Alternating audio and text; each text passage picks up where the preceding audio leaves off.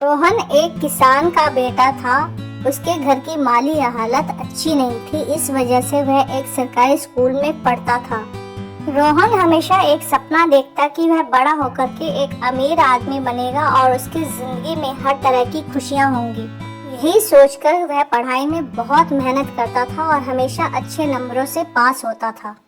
रोहन की क्लास में एक मीशू नाम की लड़की थी। वह बहुत अच्छे और अमीर परिवार से थी, उसी की क्लास में पढ़ती थी और उसके साथ खेलती भी थी, जिससे वो दोनों एक अच्छे दोस्त बन गए थे। पर कुछ समय के पश्चात मीशू के पापा का ट्रांसफर हो गया शहर की ओर, जिसकी वजह से मीशू उस गांव से शहर में आ गई थी। रोहन ने भी अपने सपने पूरे करने के लिए खूब मेहनत किया और अच्छे नंबरों से पास हुआ और उसे एक बहुत अच्छी नौकरी शहर में मिल गई। अब वह शहर में ट्रांसफर हो गया था। कुछ समय के पश्चात उसने मीशू के शहर का भी पता निकाल लिया और जाकर उसी शहर में जॉब करने लगा। लोगों को अपनी ओर आकर्षित करने के लिए रोहन ने जिस एरिया में रहता था वहाँ के लोगों को पार्टी देना शुरू किया।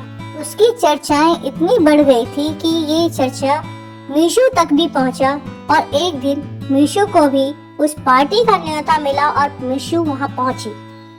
रोहन मीशू को देखकर बहुत खुश हुआ और उसने अपने बीते दिनों की सारी बातें उससे की। मीशू को भी बहुत अच्छा लगा। फिर बाद में उसने उसे वापस अपनी जिंदगी में लौट आने के लिए कहा, परंतु मीशू ने मना कर दिया। उसने बोला, अब मेरी शादी हो चुकी है और मेरी जिंदगी बदल चुकी है। रोहन को पहली बार एहसास हुआ वो पैसों के दम पर सब कुछ तो नहीं खरीद सकता। अब उसे अपनी ये सारी कमाई फिजूल लगी। उसने अपनी जिंदगी के बहुत अच्छे पल खो दिए थे। अब उसे लगने लगा वह कमाता तो है, परंतु ये कमाई अगर उसने अपने लिए किया होता, इन पैसों से वो अपने लिए जिया होता, तो आज उसके पास बहुत खुशियां होती। रोहन को शराब की बुरी लत लग चुकी थी, जिसकी वजह से वह रोड हादसे में मारा गया था। उसके अंतिम संस्कार में उस शहर के बहुत कम लोग आए थे। लोग उसे भूल चुके थे और उसकी उस पार्टी को भी। मीशू भी आई और बिना कुछ कहे चुपचाप श्रद्धांजलि देकर के वापस लौट गई। इसीलिए कहते हैं कि सबसे पहले अपने लिए जियो, दूसरों के लिए नहीं।